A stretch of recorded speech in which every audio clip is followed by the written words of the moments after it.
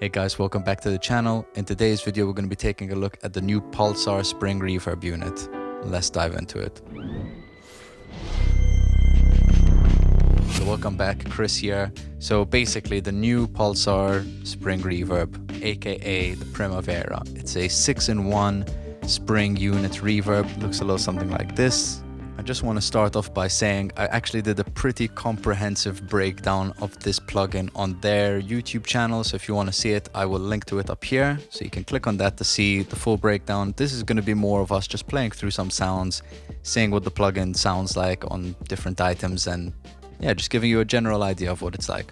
I tell you what, I look forward to the day I get a lavalier microphone so I can sack off this microphone stand. Or I guess one of those bendy arms, but for the time being, this will suffice. Okay, so spring reverb. Normally, people would imagine a spring reverb to be paired with something like a guitar amp. So that's where I'm going to start off. I've just got this guitar running into my interface. I'm just using Stark as an amp sim for the time being.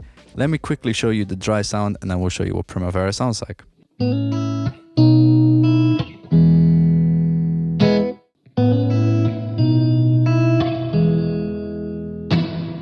So this is the default preset. As you can tell from the get-go, it sounds pretty lush.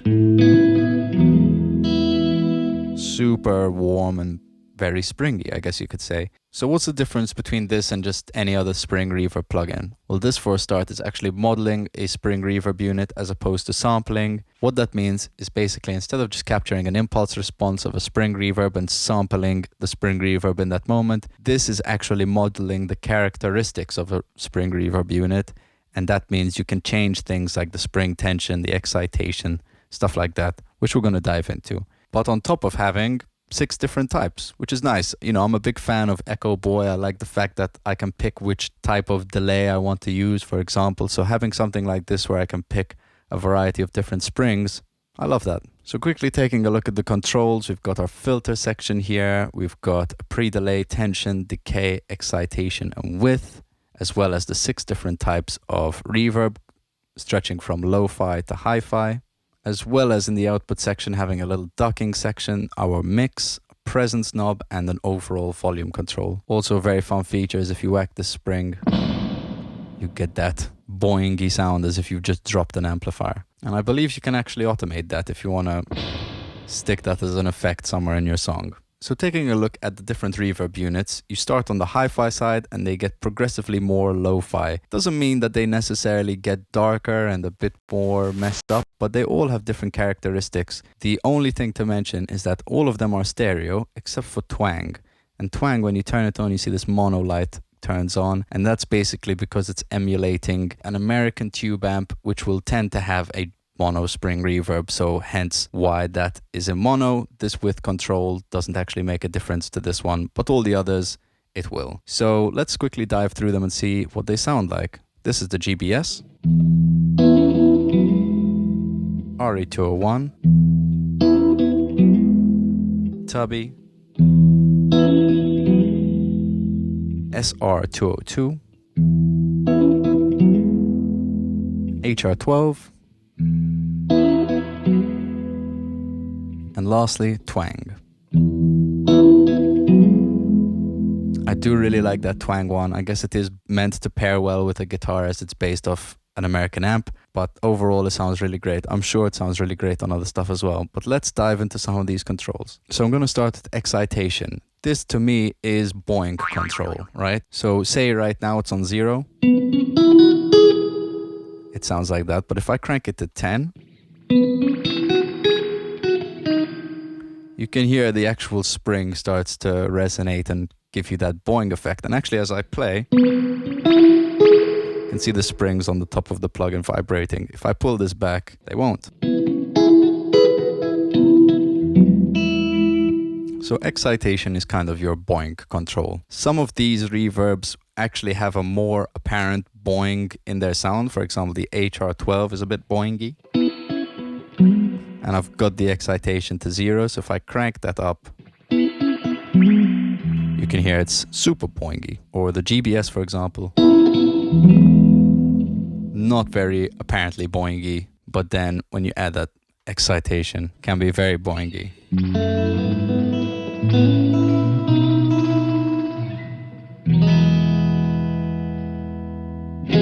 So next we've got the tension. This is how loose or tight the springs actually are. If they're looser, you tend to get a more dark, flabbier sound.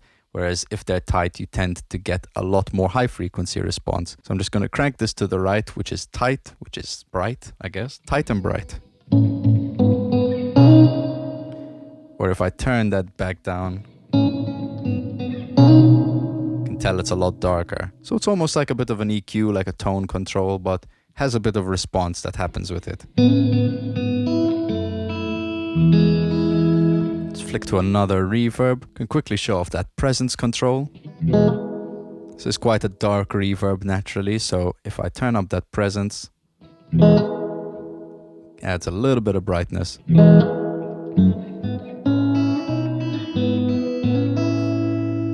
Whereas without it,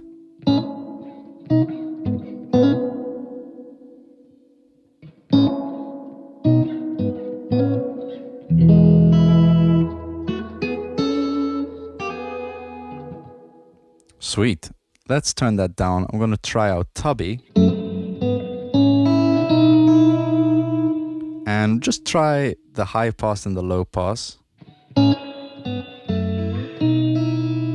Obviously clearing up a lot of that low end. Let's try the other way with the low pass.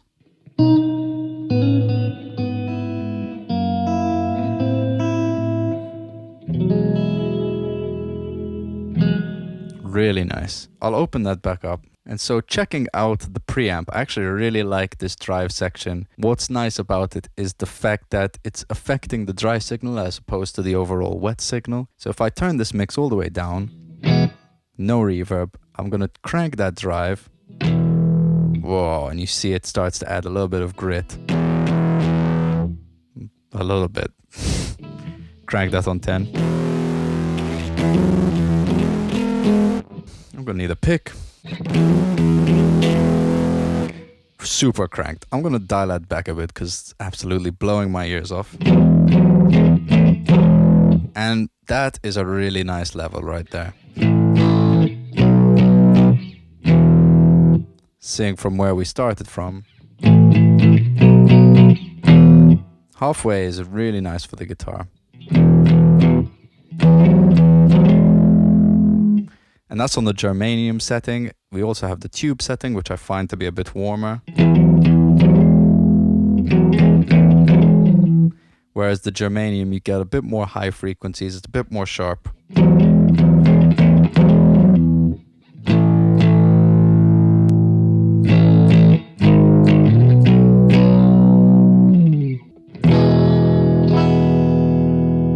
But really nice. And then in combination with the reverb,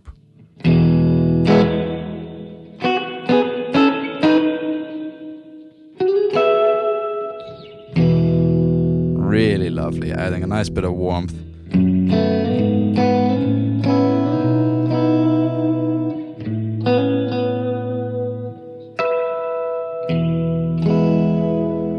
So with that guitar out the way, I'm gonna try out some piano and synth sounds and just see how this sits with those. Okay, so this is our dry piano sound.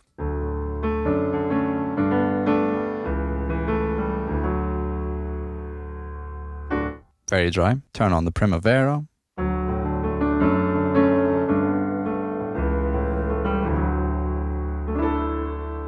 Lovely, we've got it set on the RE201. I'm going to quickly flick through those and see how it sounds on the other reverbs.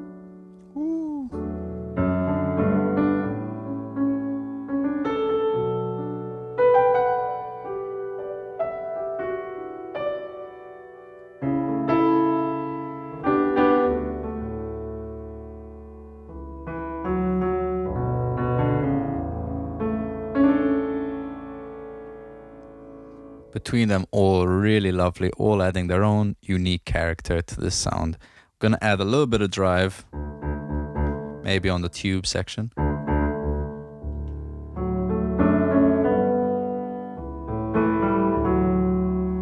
Really lush. I'll pull a bit of that low end out.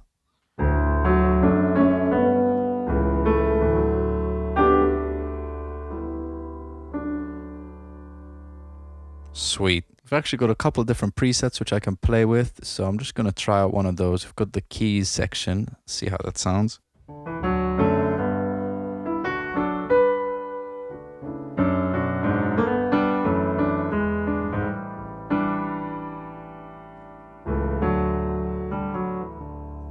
Really nice. Let's try another one.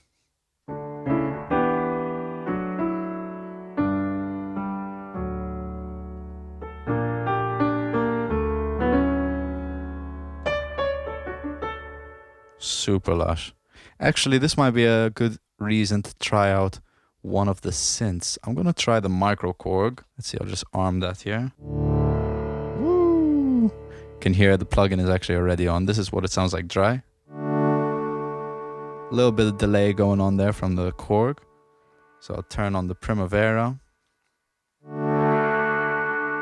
We've got it set on HR12, which is that rather bright one.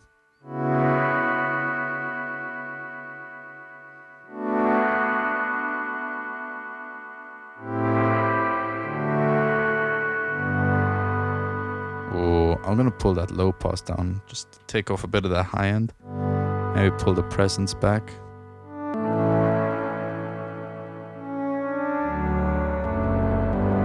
You can see we've got a bit of that drive going on as well. Tuck that back slightly.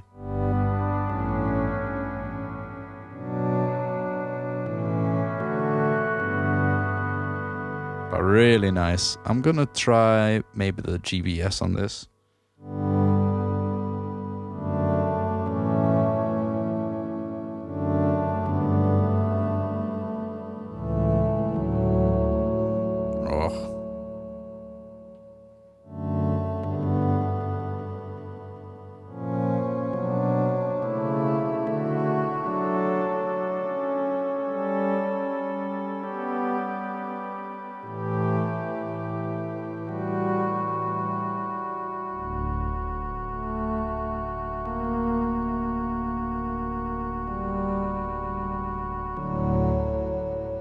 Super sick, super sick. I'm really digging the sound of this.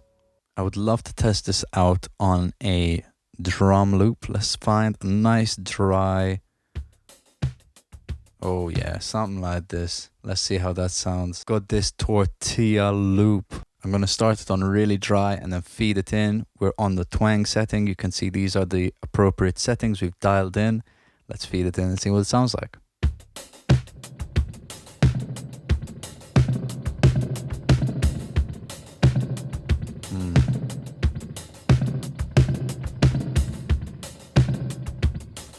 I'm gonna pull that decay back and make it really tight.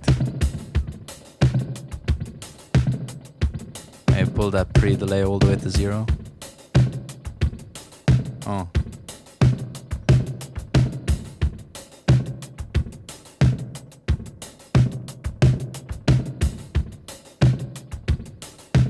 Really nice. Let's try a different sound.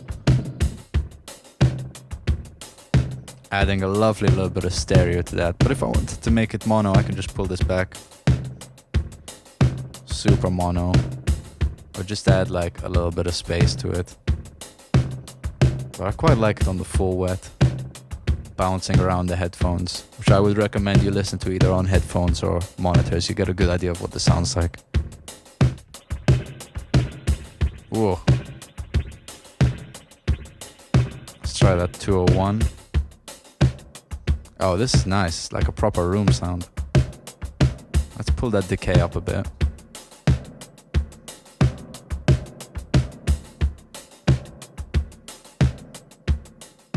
Obviously we're adding a bit of drive as well. Let's try the germanium.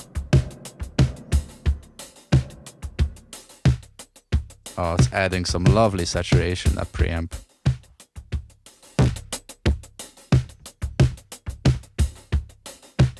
snare just sounds uber fat going through that.